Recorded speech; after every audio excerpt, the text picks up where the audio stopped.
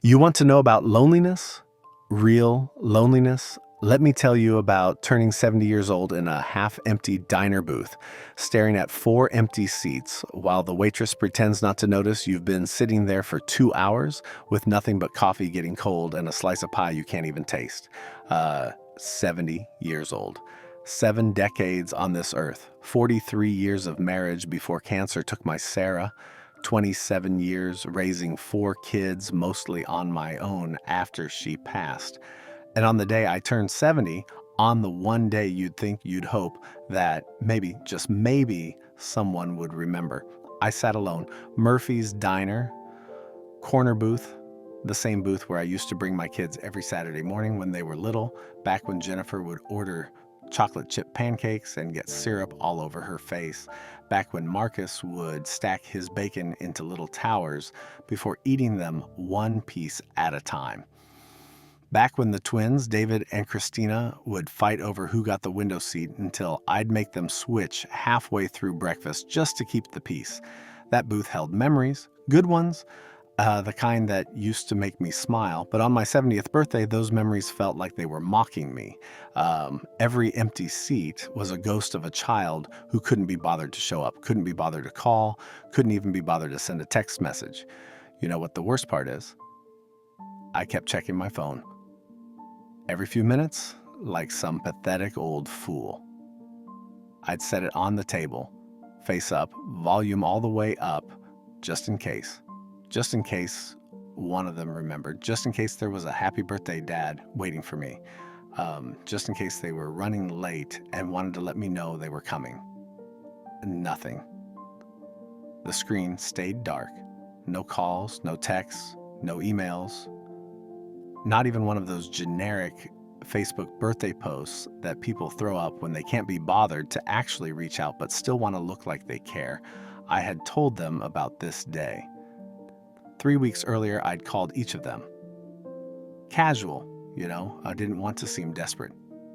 Hey, my birthday's coming up on the 23rd. Thought maybe we could all get together at Murphy's. My treat. Would be nice to see everyone. Jennifer said, "Oh, Dad, that sounds lovely. Let me check my calendar and get back to you." She never got back to me. Marcus said, "Absolutely, Pops, I'll be there. Wouldn't miss it." He missed it. David said he had a work thing but would try to swing by after. He didn't swing by. Christina, at least, was honest. "I don't know if I can make it, Dad. Things are really crazy right now." At least she didn't lie to me. At least she didn't fill me with false hope. So there I sat. 70 years old, wearing the nice shirt Sarah bought me before she died, the one she said made my eyes look brighter. I'd even put on cologne, combed what's left of my hair. Drove 30 minutes to this diner because it meant something. Because I thought maybe, despite everything, they'd remember what this place meant to our family. The waitress, Donna, she's worked there for years. She remembered me, remembered my kids. When I first sat down, she'd smiled, said, "Big day today, Frank?" expecting the whole crew. And I'd nodded, smiled back, said, "Yeah, they should be here soon." After the first hour, she stopped asking. She'd just refill my coffee, give me this look that was equal parts sympathy and pity, and walk away. That look. God, that look made me feel smaller than I've ever felt in my entire life, like I was this pathetic old man clinging to the fantasy that his children gave a damn about him. But you want to know what saved me from completely falling apart that day? A stranger. His name was Walter Hoskins. 74 years old, retired barber, widower of 6 years. He was sitting 2 booths over, having his usual Tuesday breakfast, and he must have noticed me. Must have seen me checking my phone for the 100th time, must have seen the way I kept looking at the door every time it opened, hoping. He walked over with his coffee cup and his newspaper, and he said, "Mind if I join you? Hate eating alone on Tuesdays." I wanted to say no, wanted to tell him I was waiting for someone, but something in his eyes told me he knew. He knew I wasn't waiting for anyone. He knew those empty seats weren't going to get filled, so I said yes. And Walter Hoskins sat down across from me, and we talked.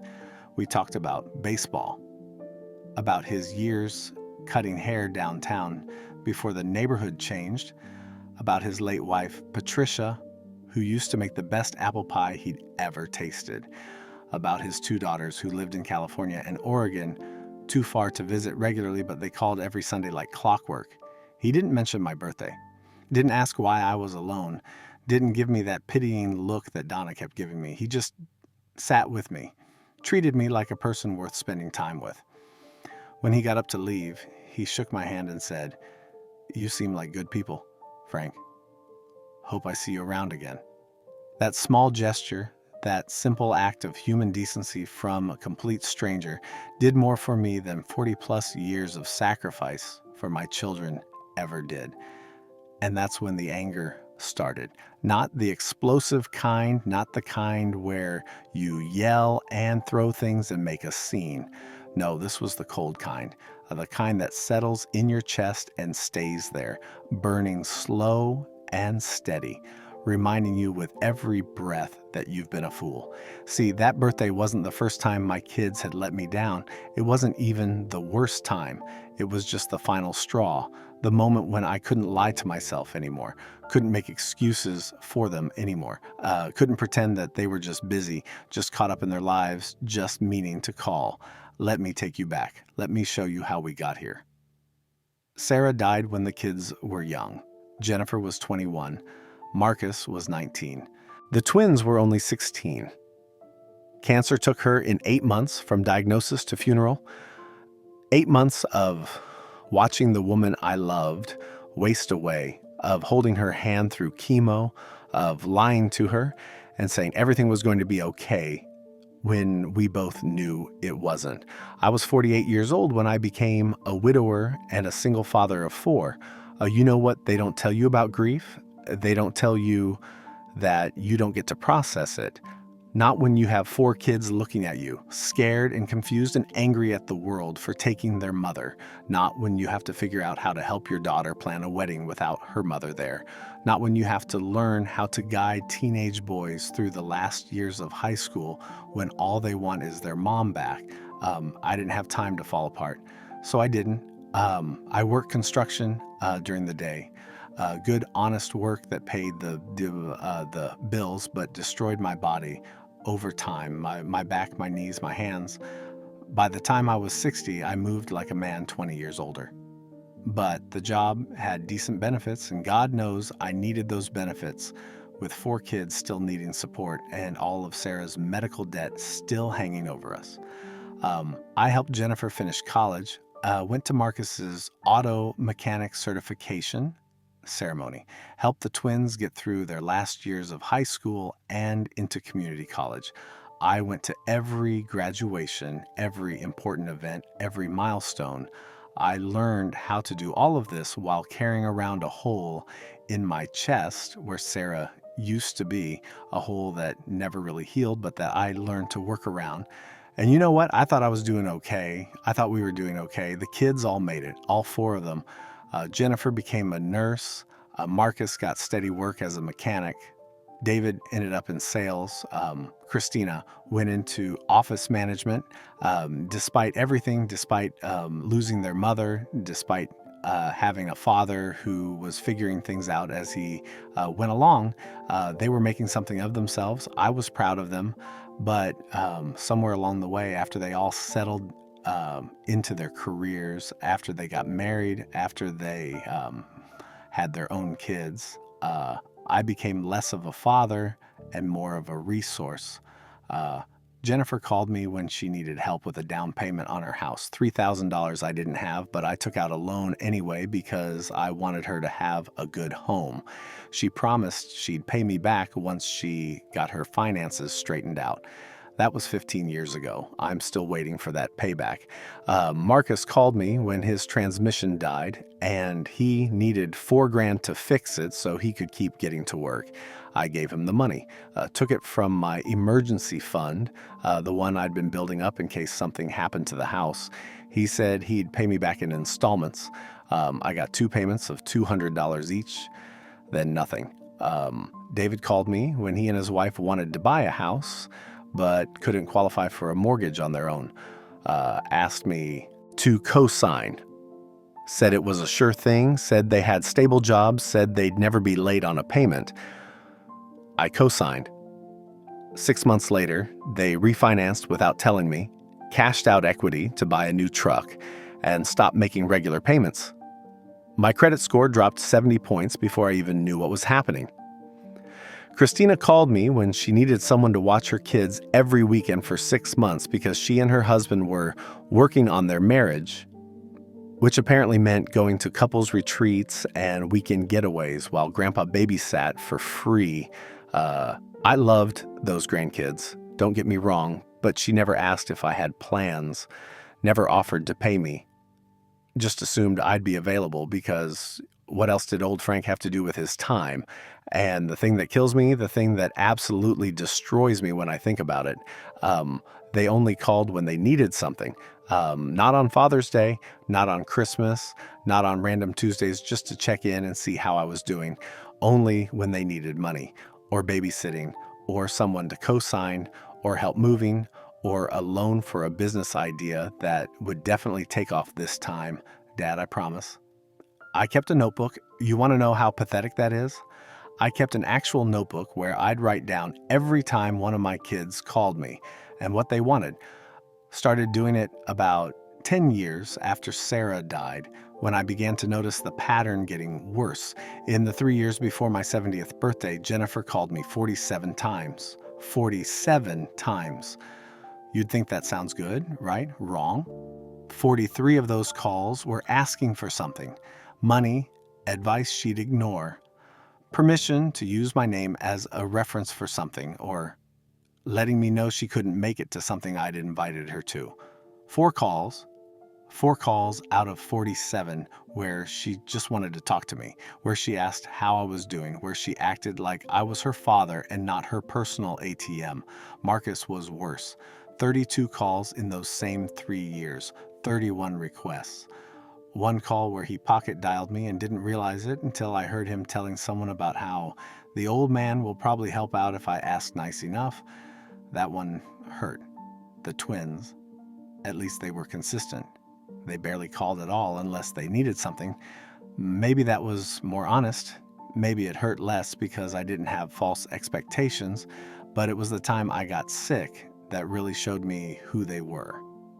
3 years before my 70th birthday, I had a heart attack. Not a major one, but enough to put me in the hospital for a week.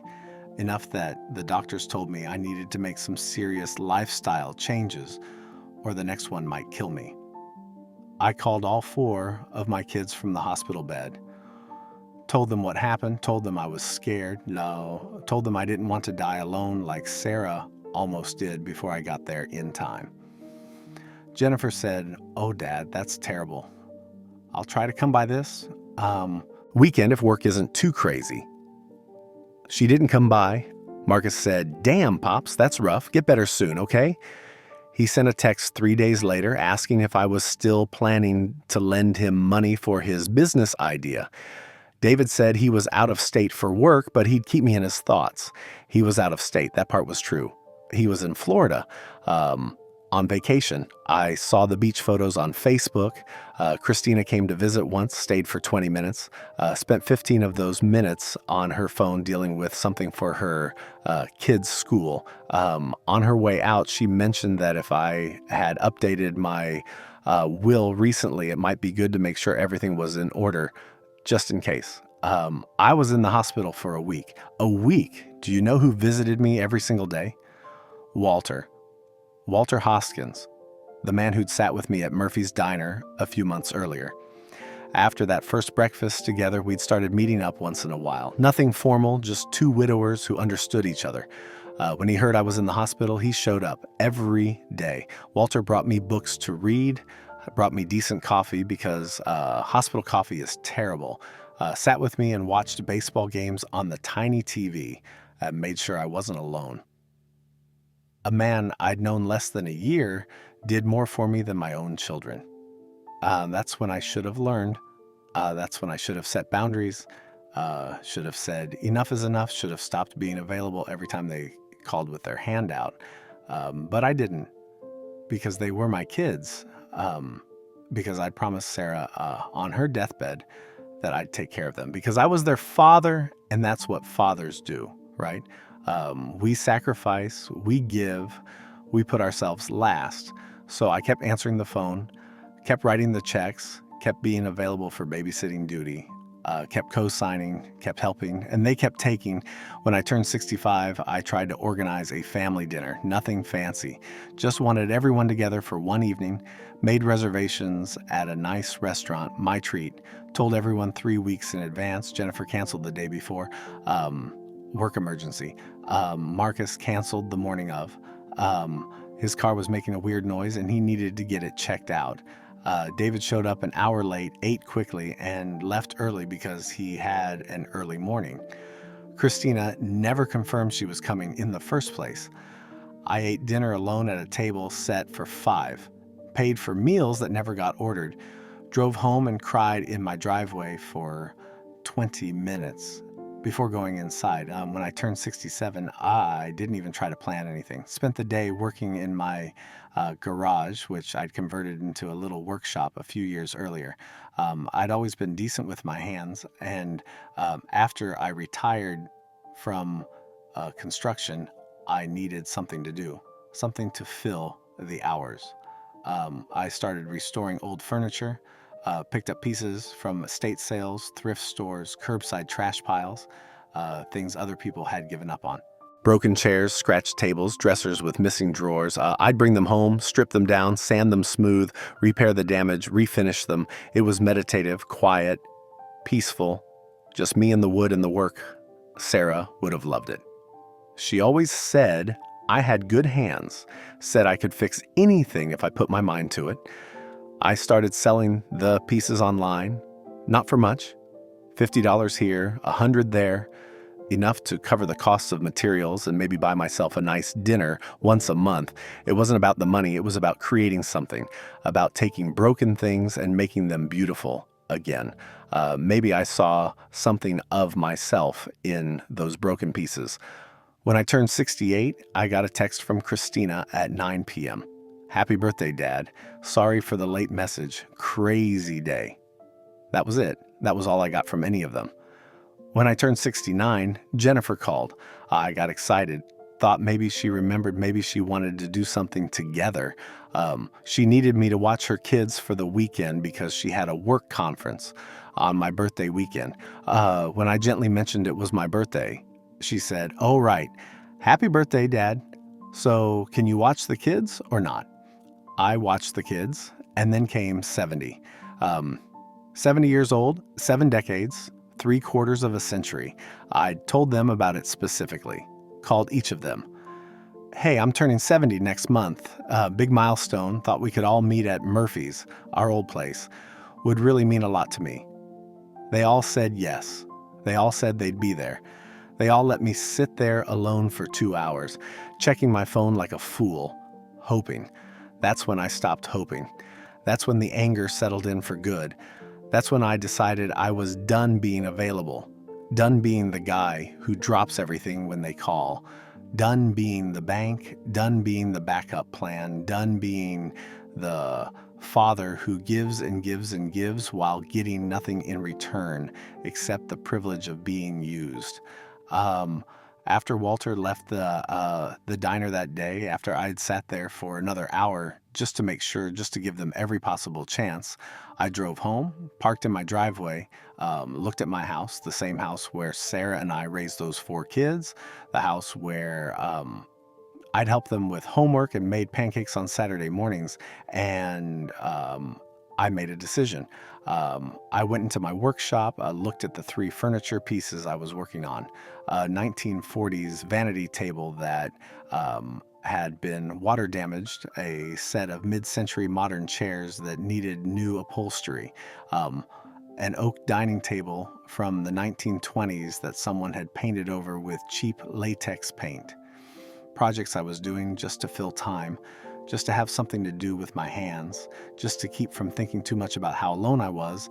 And I thought, what if I actually tried? What if I stopped treating this like a hobby and treated it like it mattered? What if I put the same energy into this that I put into raising kids who don't even remember my birthday? So that's what I did. I stopped answering the phone every time they called, not out of spite at first, just because I was busy, actually busy, working on furniture, learning new techniques, watching YouTube videos about wood restoration, reading books from the library about different finishing methods. Jennifer called 3 days after my birthday. Didn't mention missing it. Wanted to know if I could loan her $1,500 for something she didn't quite explain. I let it go to voicemail. Called her back 2 days later and said I couldn't help this time. She sounded shocked, actually shocked, like the idea that I might say no had never occurred to her. Marcus called a week later. His truck needed new tires, and he was wondering if I could help out. I told him I was sorry, but I couldn't. He asked why not, what was different, what was I spending money on if not helping my own son. I didn't tell him I'd spent $200 on a vintage hand plane for my workshop. Didn't tell him I'd invested in proper finishing supplies. Didn't tell him that for the first time in decades, I was spending money on myself, on something that made me happy. I just said I couldn't help right now. David called to ask if I'd co-sign on a new loan. They wanted to refinance the house again, get some cash out to redo the kitchen. I said no, just no. No explanation, no apology, just no. He was quiet for a long moment, then said, "You feeling okay, Dad? You're acting weird." Weird. I was acting weird because I set a boundary, because I said no for the first time in their adult lives. Christina didn't call for 2 months after my birthday. When she finally did, it wasn't to apologize for missing it. It was to let me know that she and her husband were going on a cruise. And could I watch the grandkids for a week? I said I had plans. What plans?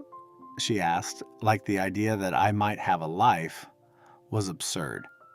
Just plans, I said. She huffed, clearly annoyed, and hung up without saying goodbye. And you know what? It felt good. It felt really damn good. For the first time in decades, I felt like I was in control of my own life, like I mattered, like my time had value. I threw myself into the furniture restoration, started taking on bigger projects, more complicated pieces. A full dining room set from the 1930s, a Victorian-era secretary desk with dozens of small drawers and compartments, an Art Deco bedroom suite that required complete structural repair. I got better, a lot better. The pieces I was producing weren't just good, they were exceptional. I started charging more, started with $300 for a fully restored piece, then $500, then $1,000. People were willing to pay it because the quality was there. I created an Instagram account to showcase my work.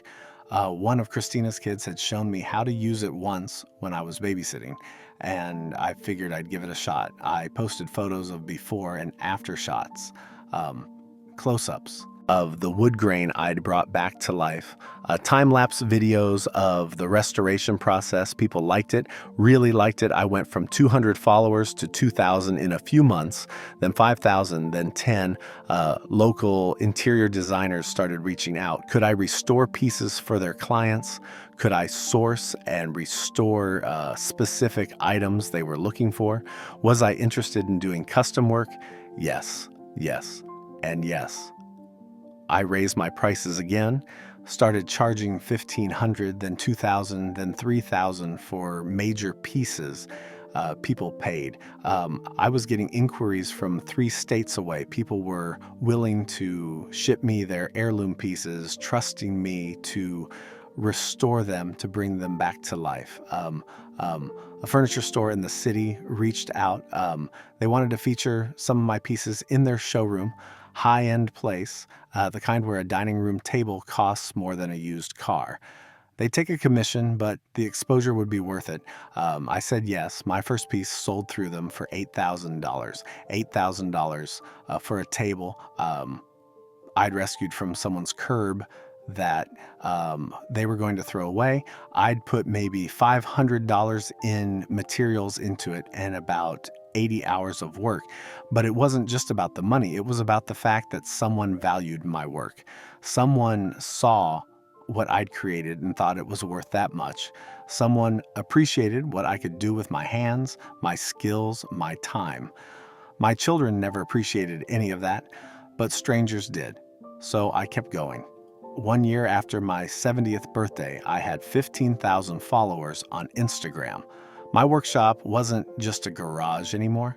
It was a business, a real, legitimate business that was making more money than I'd ever made working construction. I hired a kid from down the street, Tommy, a high school senior who needed work experience for college applications. Smart kid, good with his hands, reminded me a bit of how Marcus used to be before he decided that cutting corners was easier than putting in effort. Um, Tommy helped me with the heavy lifting, the sanding, the initial prep work. I taught him what I knew, showed him how to read wood grain, how to identify quality joinery, how to tell if a piece was worth saving or just garbage pretending to be vintage. He actually listened, actually cared, actually showed up when he said he would. Funny how a teenager I'd known for 3 months showed more dedication than my own children ever had. The business kept growing. I had to start a waiting list. 4 months out, then 6 months, then 8. People were willing to wait because they knew the work would be worth it. They knew that when Frank Morrison finished a piece, it wouldn't just be restored, it would be better than it was when it was new. I started getting calls from antique dealers, estate sale companies, even a few museums asking if I'd be interested in consultation work on pieces in their collections. Me, a guy who barely finished high school, who worked construction for 40 years, who learned everything he knew from YouTube videos and library books and trial and error. They wanted my expertise. The furniture store in the city asked if I'd be willing to do an exclusive line for them. Custom pieces designed by me, so built from reclaimed wood, each one unique. They'd handle all the marketing. I'd get 70% of the sale price, 70% of pieces that would sell for $15,000 to $30,000 each. I said yes, but it was year 3 that changed everything. Year 3, I took on a project that I probably shouldn't have. A complete dining room set from 1902, a table, 10 chairs, a sideboard, and a china cabinet. All solid quarter-sawn oak, all in terrible condition. Water damage, wood rot, missing pieces, broken joinery, finish completely destroyed. The woman who hired me was in her 80s. The furniture had belonged to her grandmother. Her family wanted her to just throw it out, buy something new from a furniture store, but she couldn't. It was the last thing she had from her grandmother, the woman who raised her after her own mother died. She was willing to pay whatever it took to save it. I told her it would take me 4 months and cost around $12,000 in labor and materials. She wrote me a check on the spot.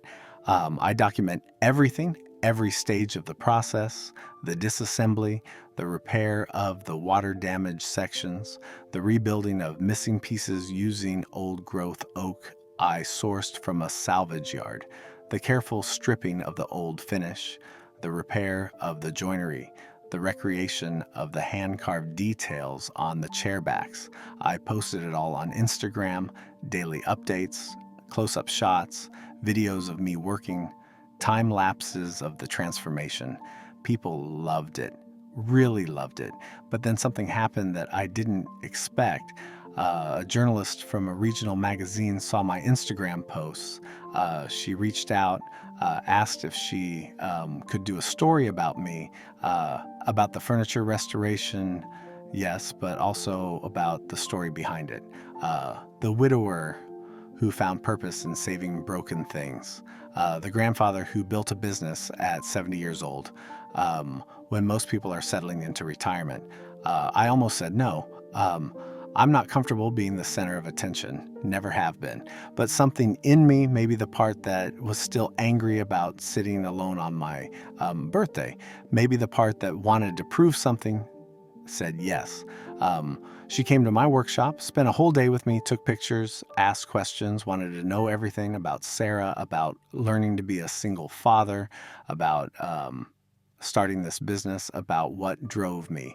I told her the truth, most of it anyway, about finding purpose in restoration, about the meditative quality of the work, about taking things that everyone else had given up on and making them beautiful again. I didn't tell her about my kids, didn't tell her about the birthday, didn't tell her about the decades of being used. That pain was mine.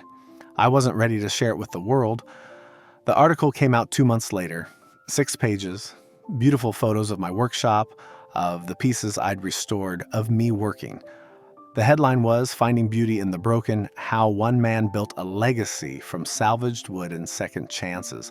It was good, really good. The writer had captured something essential about what I was doing, why it mattered. The article got picked up, shared online. Other publications reached out. A local news station wanted to do a segment, then a regional one, then a national morning show. Suddenly, I wasn't just a guy restoring furniture in his garage. I was a human interest story, the embodiment of some narrative about resilience and reinvention and finding purpose later in life. My Instagram went from 15,000 followers to 100,000 in 2 weeks, then 200,000, then 500,000. Orders poured in. I had to extend my waiting list to 18 months. People were offering me absurd amounts of money to bump them up in the queue. I said no. First come, first served. Everyone waited their turn, except for the museum contracts and the custom line for the furniture store and the collaboration with a high-end home goods company that wanted me to design a signature collection. Those I said yes to. By year 3, my little furniture restoration hobby had become a multi-million-dollar operation, not because I was trying to build an empire, just because I was good at what I did, and people valued that, and one thing led to another. I'd been renting a small workshop space for the past year, 2,000 square feet in an old industrial building that used to be a textile mill. High ceilings, natural light, space for multiple projects at once. The rent was reasonable, and the landlord offered to sell me the building. With the business doing so well, I bought it outright. I hired 2 more people, both skilled woodworkers who'd been following my work online and reached out asking if I needed help. I paid them well, treated them with respect, taught them everything I knew.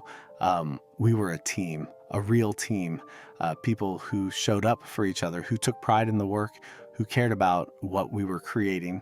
It was everything I'd hoped my family would be and never was. I had the business appraised for insurance and estate planning purposes. The building, the equipment, the inventory, the client list, the brand value, the Instagram following. All of it came to $3.2 million. $3.2 million. A guy who used to work construction for $18 an hour had built something worth millions. Local business publications started featuring me. Entrepreneur of the Year for my age category. From Garage to Gallery, Frank Morrison's Furniture Empire. The Craftsman, How Traditional Skills Built a Modern Business. Murphy's Diner, the place where I'd sat alone on my 70th birthday. They put up a plaque, a little brass thing by the door. Frank. Morrison Master Craftsman enjoys his coffee here. Walter saw it first, called me laughing. Frank, you're famous. You're a damn institution now. I went to see it, stood there looking at this plaque with my name on it. This recognition from a place that had witnessed both my loneliest moment and the beginning of my friendship with a man who showed me more kindness than my own blood ever had. I should have felt proud, and I did in a way, but mostly I felt sad. Sad that the people who should have been proudest of me, who should have been there celebrating these milestones, were nowhere to be found. In the 3 years since my 70th birthday, Jennifer had called me 4 times. Once to ask if I still had her old report cards from high school because she needed them for some reason she never quite explained. 3 times to ask for money, which I politely declined each time. Marcus called once, asking if I wanted to invest in a business opportunity he'd heard about. some multi-level marketing scheme that I could smell from a mile away. I said no. He got angry, told me I'd changed, that I used to care about family. Then he hung up. David never called, not once. I saw on Facebook that he'd been promoted at work, that he'd taken a vacation to Hawaii, that his kids had graduated elementary school, all things he never bothered to tell me directly. Christina called twice, once to inform me that she was updating her will and needed to know if I'd be willing to be the executor. I said no. She seemed surprised. The second time, she called to let me know they were having a big family gathering for her husband's parents' anniversary, and I was welcome to come if I wasn't too busy with my little business. My little business. The one that was worth more than her house. I didn't go, and none of them congratulated me on the magazine article. None of them mentioned seeing me on the news. None of them acknowledged any of it, or so I thought. It was a Wednesday afternoon, early October, 3 years and 7 months after my 70th birthday. I was at the workshop training one of the new guys on proper grain raising technique when my phone rang. Jennifer. I almost didn't answer, but something made me pick up. Dad! Oh my God, Dad! I just saw the article about you in Business Monthly. Why didn't you tell me? This is incredible. I'm so proud of you. Business Monthly. The article that had come out 6 weeks earlier. The one I'd posted about on Instagram, where she followed me but apparently never looked at my posts. Thanks, Jennifer, I said, careful, waiting. We need to celebrate. Let's get everyone together, the whole family. We'll do dinner, my treat. This weekend? Sunday? This weekend? That's pretty short notice. I know, but I'm just so excited, and I feel terrible that we've been so distant lately. Life just gets so crazy, you know? But we should be celebrating you. My dad, the successful entrepreneur. There it was, that subtle shift, not, I'm proud of you for finding something you love, not I'm amazed at what you've built, but successful entrepreneur. Celebrate you. The language of someone who'd just realized I had money. I'll have to check my schedule, I said. Oh, come on, Dad. Don't be like that. It's family. Family makes time for each other. Family makes time for each other. Rich coming from her. I'll let you know, I said, and ended the call. 2 hours later, Marcus called. Pops, holy shit, man. I just heard about your business. That's amazing. Why didn't you tell me you were doing so well? I've been posting about it for 3 years, Marcus. Yeah, well, you know, I'm not really on social media much. But anyway, this is great news. We should talk. I've got some ideas about how we could expand the business. I've been working in retail long enough to know how to market things, and I think I could really help you take this to the next level. The business is doing fine. I know, but imagine how much better it could do with the right person helping you with the business side. I could come on board, maybe handle sales and marketing, really help you scale up. We could franchise this thing, Dad. Open locations in other cities. I'm talking real expansion. He wanted a job, or more accurately, he wanted a position in my company, a position where he could coast on my success, draw a salary, probably make decisions that would tank everything I'd built. I'm not looking to expand right now. But Dad, that's short-sighted. You're sitting on a gold mine and you're thinking too small. You need someone with vision, someone who understands business. My son, who'd failed at every business venture he'd ever attempted, was going to teach me about business. I appreciate the offer, Marcus, but I'm happy with how things are. Your loss, he said, and I could hear the bitterness in his voice. Just trying to help family out. David called the next day. Christina called the day after that, both with the same energy, both suddenly interested in my life, both with ideas about how they could be involved in the business, both using words like family legacy and keeping it in the family, and our brand, our business, our success. Suddenly, it was ours when for 3 years it had been only mine. I didn't commit to anything, told them all I'd think about it, that I needed time to process, that I'd get back to them, but I knew exactly what was happening. Then came the Sunday. I'd agreed to the family dinner, not because I wanted to, but because I needed to see it, needed to confirm what I already suspected, needed to look them in the eyes and see if there was any genuine feeling there or if it was all about the money. Jennifer had made reservations at a nice restaurant, not Murphy's Diner, somewhere trendy, somewhere expensive, somewhere with valet parking and a dress code. I arrived exactly on time. They were already there. All four of them, plus spouses, plus grandkids, I barely knew because I'd only been invited to see them when babysitting was needed. There were balloons, actual balloons. Congratulations written on them in fancy script. There was a cake, a custom cake from an expensive bakery with "We're proud of you, Dad" written in frosting. Jennifer hugged me, tight, longer than she'd hugged me in years. "Dad, we're so happy for you. We wanted to do something special." Marcus shook my hand, pulled me in for one of those half-hug backslap things. "Proud of you, Pops. Really proud." David and Christina both hugged me. Both told me how amazing this all was. Both seemed so genuinely happy. For about 10 minutes, I let myself believe it. Let myself think that maybe they really were proud, that maybe seeing my success had reminded them that I was their father, that I mattered, that I was worth their time. We ordered drinks, appetizers. They asked questions about the business, about the magazine articles, about being on TV, about the famous clients I'd worked with. I answered, careful, still waiting for the other shoe to drop. It dropped during the main course. Jennifer cleared her throat. "So, Dad, we've all been talking, and we want you to know that we're here for you, to support you however you need." "That's right," Marcus jumped in. "We know you've been doing this alone, and that's incredible, but you don't have to do it alone anymore. We're family. We should be working together." "Working together?" I repeated. "Exactly," David said. "I've actually been looking into business structures, and I think it would make sense to form a family corporation.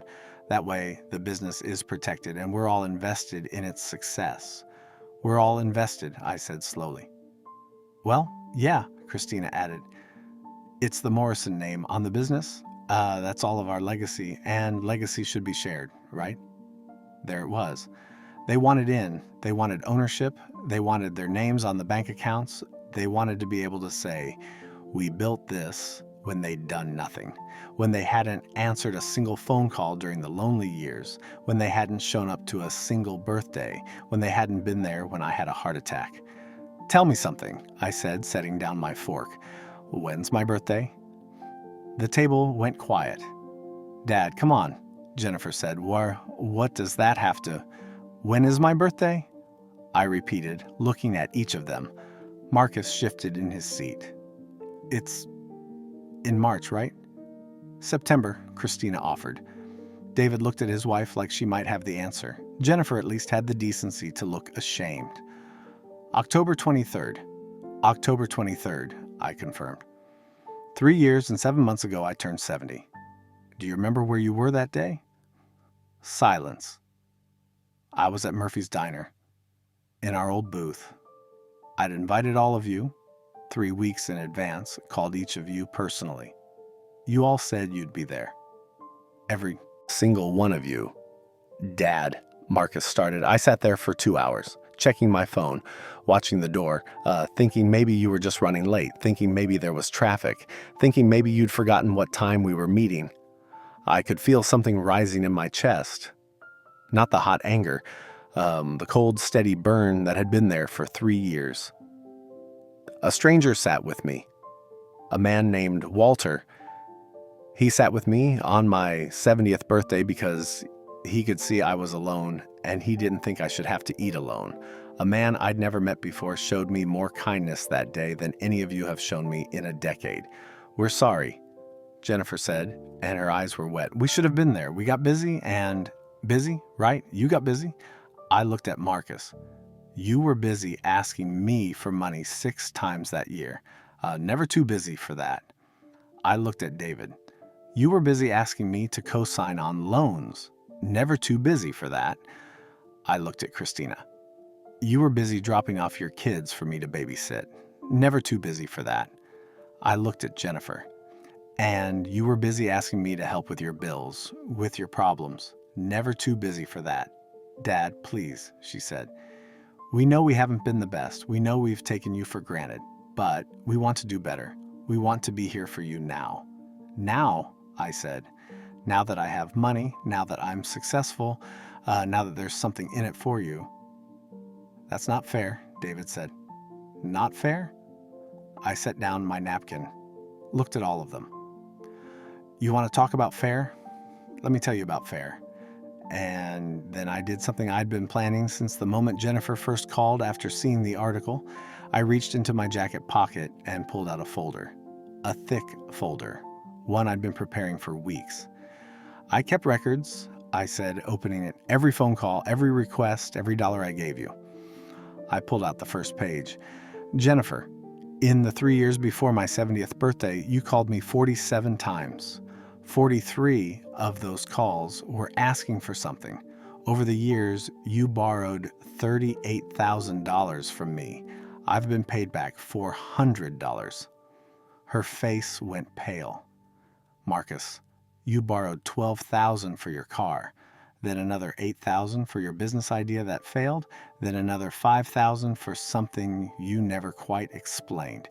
You've paid me back $400. One payment, then nothing. Marcus looked at his plate. David, you convinced me to co-sign on your house. Then you refinanced without telling me, cashed out equity, and nearly destroyed my credit when you couldn't keep up with payments. You also borrowed $6,000 for emergency expenses that turned out to be a down payment on a truck. You haven't paid me back a single dollar. David's wife put her hand on his arm. He shook her off. Christina, you didn't borrow money. You just expected free babysitting whenever you needed it. 53 weekends over 6 years at a modest rate of $100 per day. That's about $10,600 worth of childcare. You paid me $0. You didn't even say thank you most of the time. Christina's eyes were wet. We couldn't afford a babysitter. But you could afford weekend getaways, couples retreats, date nights.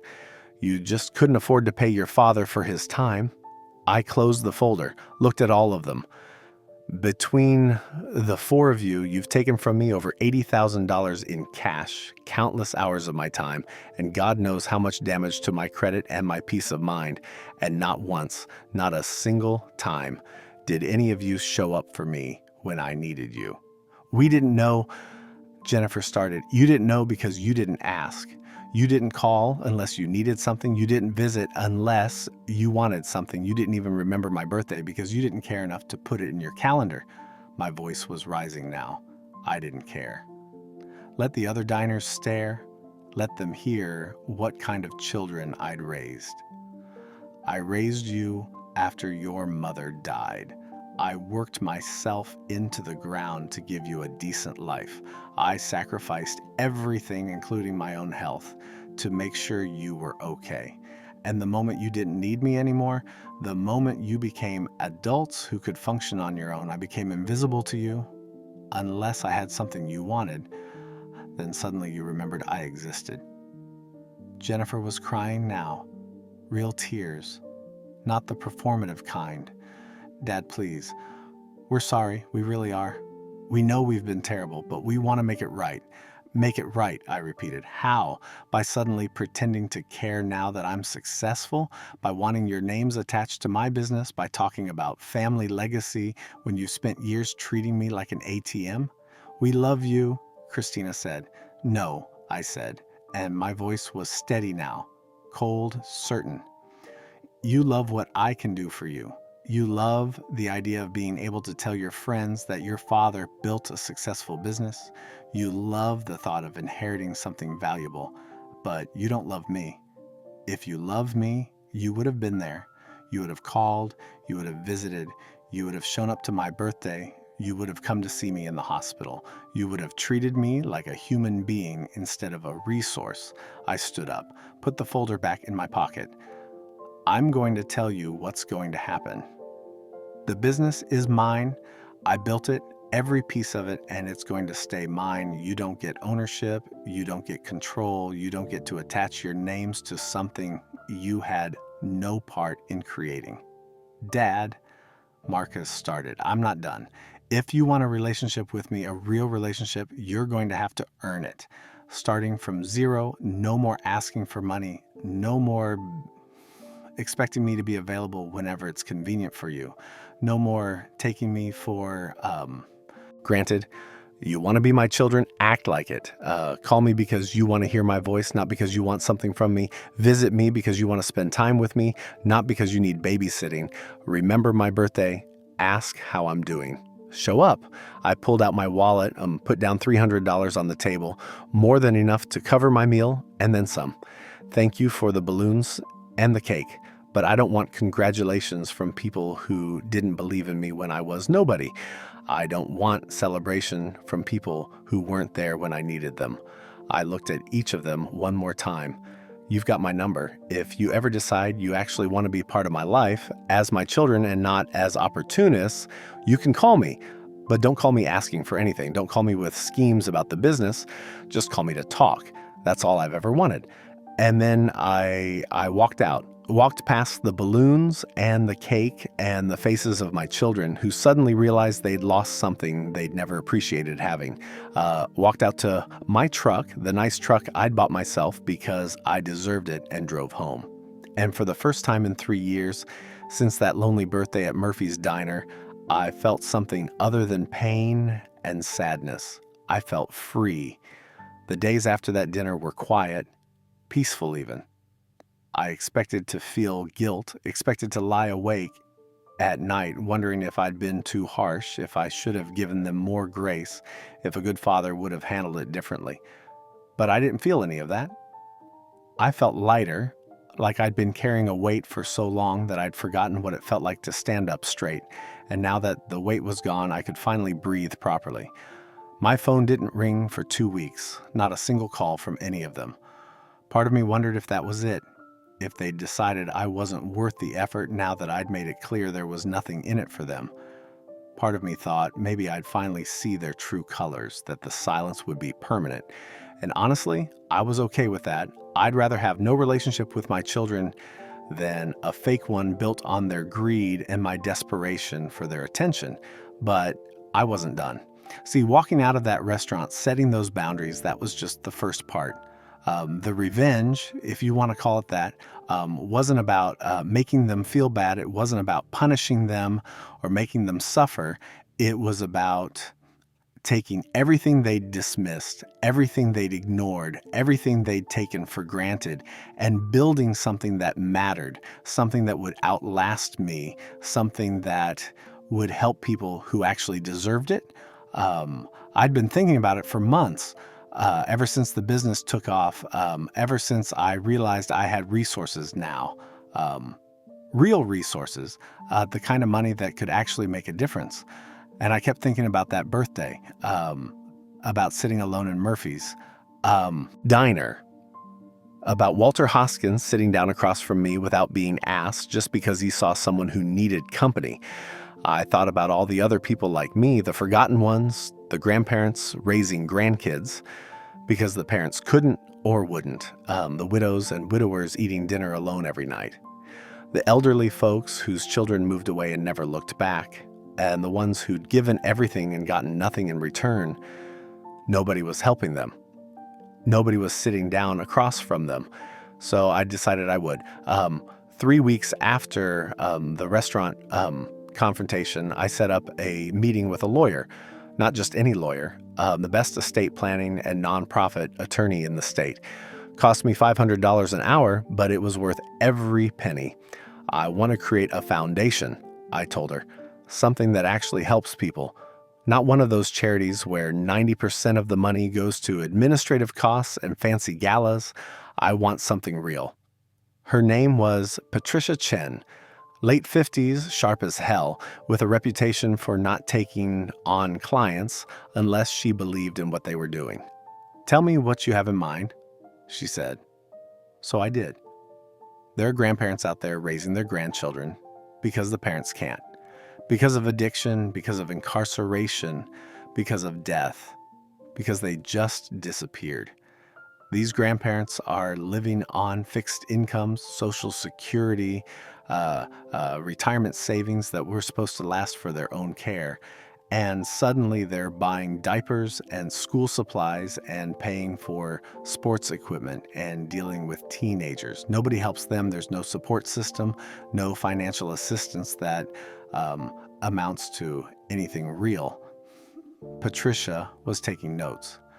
I want to create a fund for them, for the grandparents who stepped up, who didn't have to but did anyway because they love their grandkids more than they love their peace and quiet.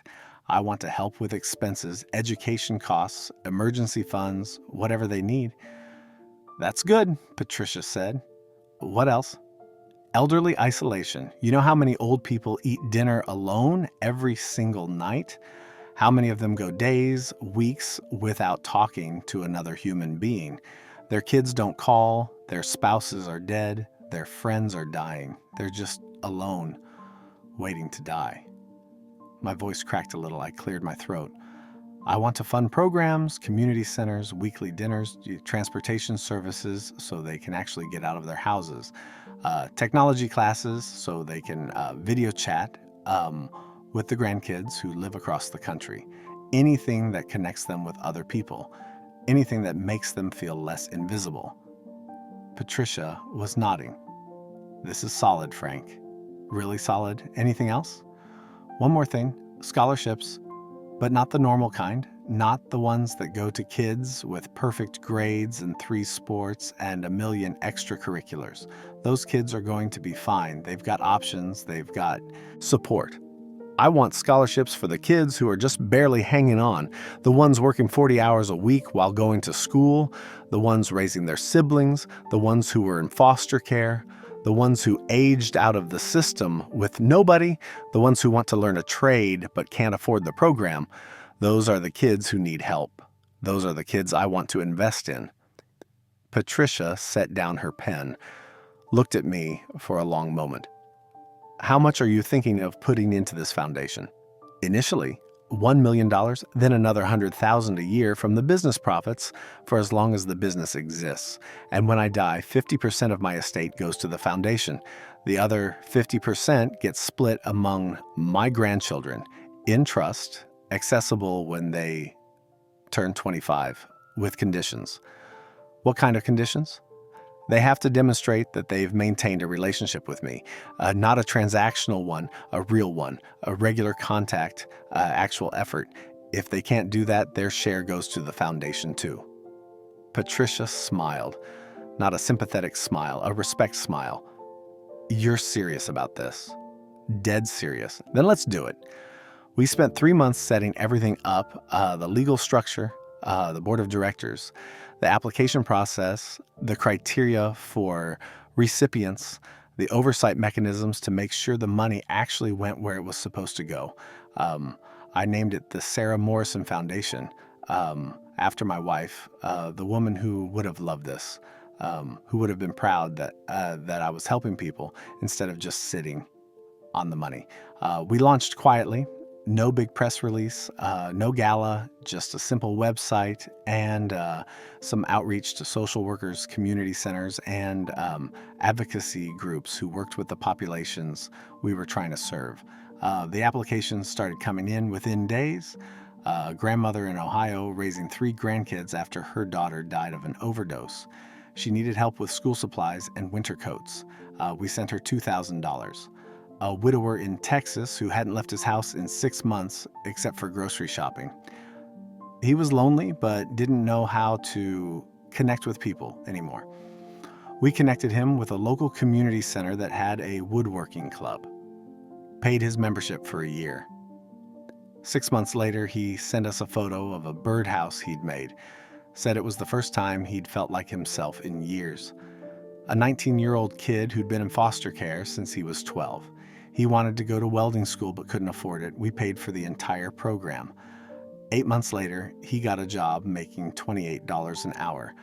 Sent us a thank you note that I still keep in my desk drawer. Story after story, person after person. Lives that were changed because someone actually gave a damn about them. This was my revenge, not against my children specifically, against the idea that people are disposable once they're no longer useful, against the notion that elderly people should just fade away quietly, against the belief that if you're struggling, you must have done something to deserve it. Every person we helped was proof that there's another way, that you can choose to lift people up instead of stepping on them. The foundation grew. By the end of the first year, we'd helped 237 people, gave out over $400,000. Not loans, grants, no strings attached, just help. Word got around. Other business owners started asking how they could support the foundation. We started getting donations, some not huge ones, but steady. $5,000 here, $10,000 there. A local car dealership gave us $50,000.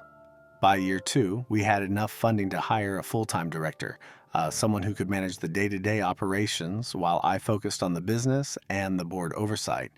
And the business, it kept thriving. Not because I was trying to make it bigger, but because people connected with the story. They knew that when they bought a piece from me, they weren't just getting furniture. They were supporting something that mattered. I started doing custom pieces where a portion of the proceeds went directly to the foundation. Dining room table sold for $40,000. $20,000 went to the foundation. The buyer was happy, I was happy, and $20,000 meant we could help 40 more families. It felt good, really good, better than any amount of money in my bank account could make me feel. But there was still the matter of my children. The silence lasted 6 weeks after the restaurant confrontation. Then Jennifer called. I almost didn't answer, but something told me to pick up. Dad? Her voice was small, uncertain. Jennifer. I don't want anything. I'm not calling to ask for anything. I wanted to talk. If that's okay. I was quiet for a moment, waiting for the other shoe to drop, waiting for the real reason she was calling. Dad, are you there? I'm here. Can we talk? Just talk? What do you want to talk about? I don't know. Anything. How are you? How's the business? Are you doing okay? It was such a simple question, such a normal question, the kind of question a daughter should ask her father regularly. But coming from Jennifer after years of transactional conversations, it felt foreign. I'm doing well, I said carefully. Business is good, I'm healthy. How are you? And then she did something she hadn't done in years. She actually told me, not the highlight reel, not the filtered version, the real version. She told me about struggling at work, about feeling like she wasn't a good enough mother, about missing mom, about regretting the kind of daughter she'd been to me. We talked for an hour, just talked, no requests, no agenda, just a conversation. When we hung up, she said, "Can I call you again? Not to ask for anything, just to talk." Yes, I said, "You can." She called the next week and the week after again. Sometimes the conversations were short, sometimes they were long, but they were real. Marcus took longer. 3 months after the restaurant, he showed up at my workshop unannounced. I was in the middle of refinishing a secretary desk when he walked in. "Hey, Pops." I looked up, set down my brush. "Marcus, I know I should have called first. I wanted to see you." "Okay." He looked around the workshop, at the pieces in progress, at the tools organized on the walls, at the photos of completed projects I'd hung up for inspiration. "This is really something, Dad. What you've built here." "Thank you. I've been thinking about what you said at the restaurant. You were right about all of it. I've been a terrible son. I've treated you like an ATM. I've only called when I needed something. And I'm sorry. I'm really, really sorry." I didn't say anything. Just waited. "I don't expect you to forgive me. I don't expect anything. I just wanted you to know that I heard you and I'm trying to do better. I'm working on myself, going to therapy, trying to figure out why I am the way I am." "That's good, Marcus." "Yeah." He shifted on his feet. "Anyway, I won't take up more of your time. I just wanted to say that I'm sorry and that I'm proud of you. Not because of the money, because you did something real. You built something that matters, and you did it without any of us. That's impressive. He turned to leave. Marcus, he stopped, turned back. You want to learn how to do this? The furniture restoration? His eyes widened. You'd teach me? If you're serious, if you're willing to actually put in the work. This isn't easy. It's not a quick path to money. It's hours of sanding and stripping and careful, patient work. But if you actually want to learn, I'll teach you. I do. I really do. Then you can come by on Saturdays, 10 a.m. Don't be late. He showed up that Saturday at 9:45, and every Saturday after that for the next 6 months. He learned, he worked, he didn't complain when I corrected him, didn't cut corners, actually tried. We didn't talk much while we worked, didn't need to, but there was something healing about working side by side with my son, about teaching him something I knew, about him actually wanting to learn. Christina took the longest. Almost a year after the restaurant, she sent me a letter, an actual handwritten letter. In it, she apologized, not with excuses or justifications, just apologized. She told me she'd been thinking about what I said, about how she'd used me for free babysitting, about how she'd never valued my time or my presence, about how she'd taken me for granted because she knew I'd always say yes. She said she understood if I didn't want a relationship with her, but if I was willing, she'd like to try to build something real, starting from scratch. She included photos of the grandkids, updated school pictures, little notes about what they were up to. At the end of the letter, she wrote, "You deserve better than the daughter I've been. I'm working on becoming the daughter you deserve to have. No promises except that I'll keep trying." I called her the next day. "Christina, I got your letter." "Dad?" She sounded like she'd been crying. "I'd like to see the grandkids. Not for babysitting, for a real visit. Would you bring them by the workshop next week? I'd like to show them what Grandpa does." She did. She brought them by, and they were fascinated, asking questions, touching the wood, wanting to know how everything worked. I gave each of them a small piece I'd made, a little wooden box for treasures, told them their grandmother would have loved to meet them. Christina cried, hugged me, said, "Thank you for giving me another chance." David never came around, never called, never apologized. I saw from Facebook that he'd moved to another state. That was fine. Not every relationship can be repaired. Some people aren't willing to do the work. You can't force someone to care. I grieved that, grieved the relationship we'd never have. But I also accepted it. Sometimes loving someone means accepting that they're not capable of loving you back the way you need them to. The foundation kept growing.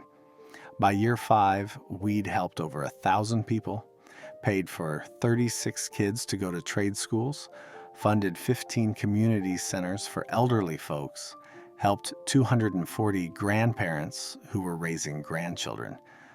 I got letters, cards, photos, thank you notes that made me cry. One woman wrote, "I thought I was invisible. I thought nobody cared if I lived or died. Your foundation showed me I was wrong. Thank you for seeing me." One grandfather wrote, "I was raising my 3 grandsons alone and couldn't afford to send them to summer camp. Your scholarship fund made it possible. They had the best summer of their lives. I can't thank you enough." One kid wrote, "I'm the first person in my family to go to college. That's because of you. I'm going to make you proud. These people didn't know me, had never met me, but they were grateful. They saw value in what I was doing. They recognized that someone cared about them. That's what my children never understood. They thought love was about what you could get from someone, about what they could do for you, about how they could make your life easier. But real love is about showing up. It's about being present. It's about seeing someone as a whole person, not just what they can provide.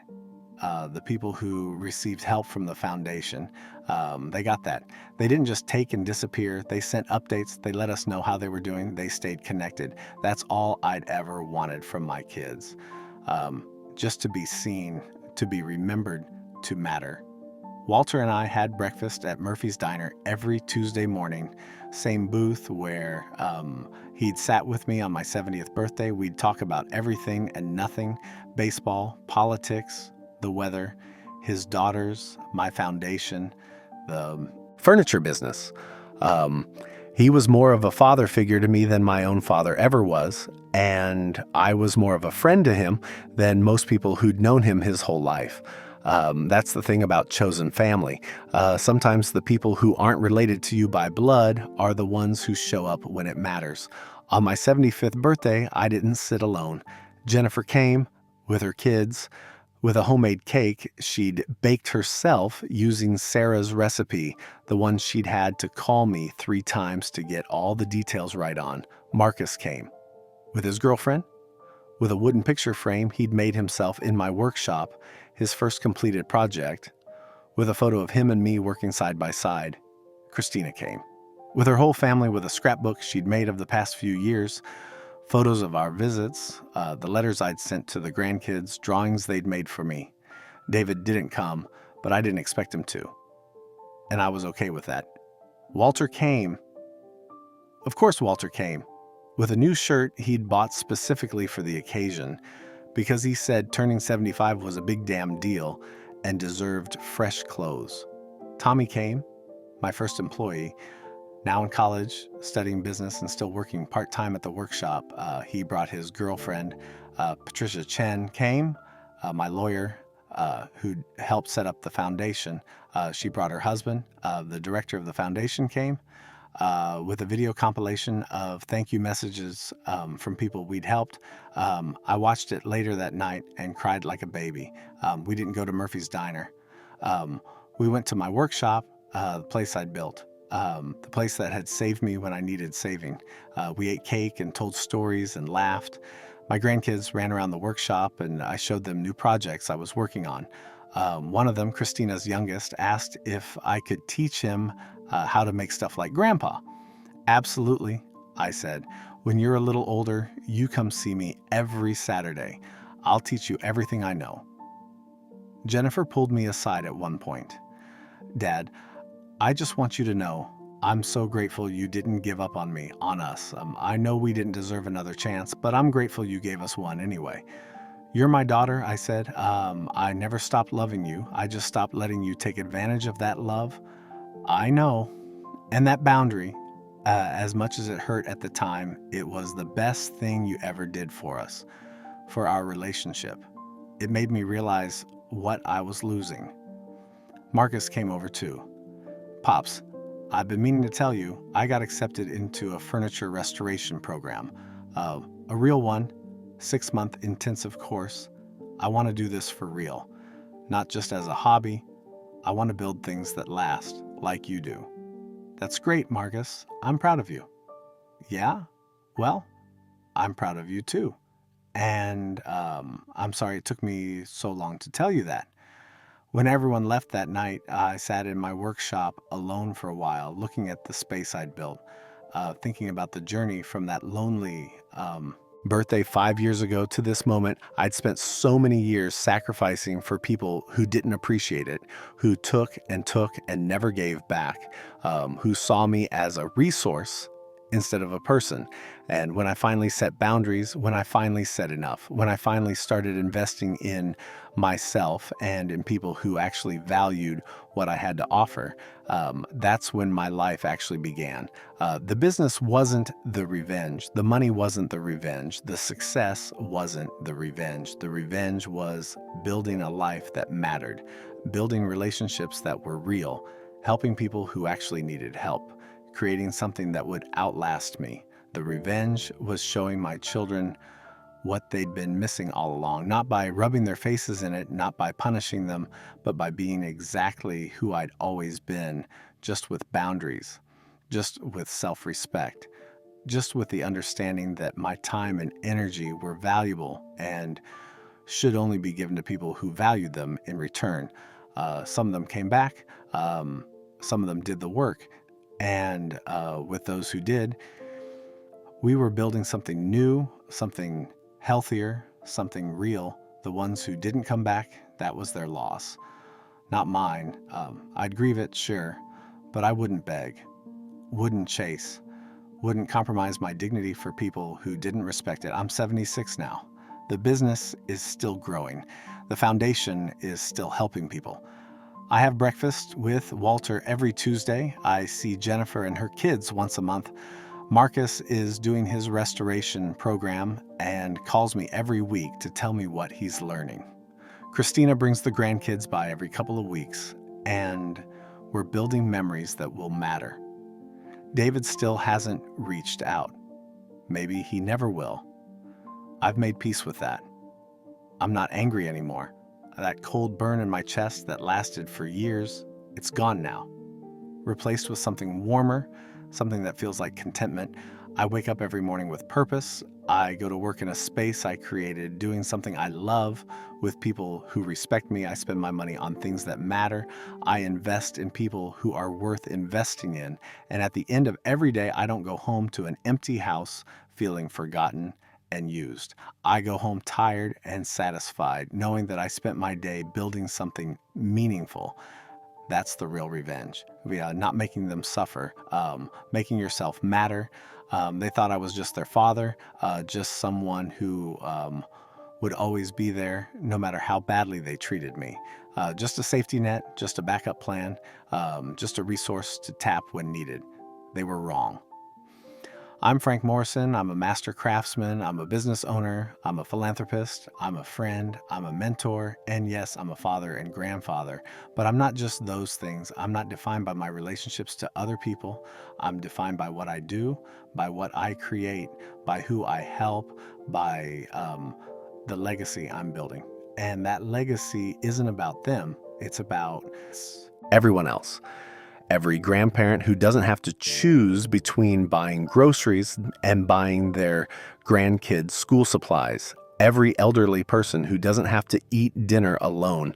Every kid who gets a chance at education, even though their circumstances try to deny them that chance. Every piece of furniture I restore, taking something broken and making it beautiful again. That's my legacy. That's what will matter when I'm gone. My children might inherit some money if they maintain real relationships with me, if they show up, if they prove they've learned. But the thing I'm most proud of, the thing that will carry my name and Sarah's name forward, is the foundation, the help we provide, the lives we change. That's the revenge. Living well, doing good, mattering. Not to the people who took me for granted, but to the people who needed someone to believe in them. I spent 70 years of my life trying to be enough for people who would never think I was enough. Now I spend my time being exactly enough for people who appreciate it. And you know what? That feels pretty damn good. That's my story. That's my revenge. I stopped waiting for my children to value me and started building a life that was valuable regardless of whether they did. Best decision I ever made.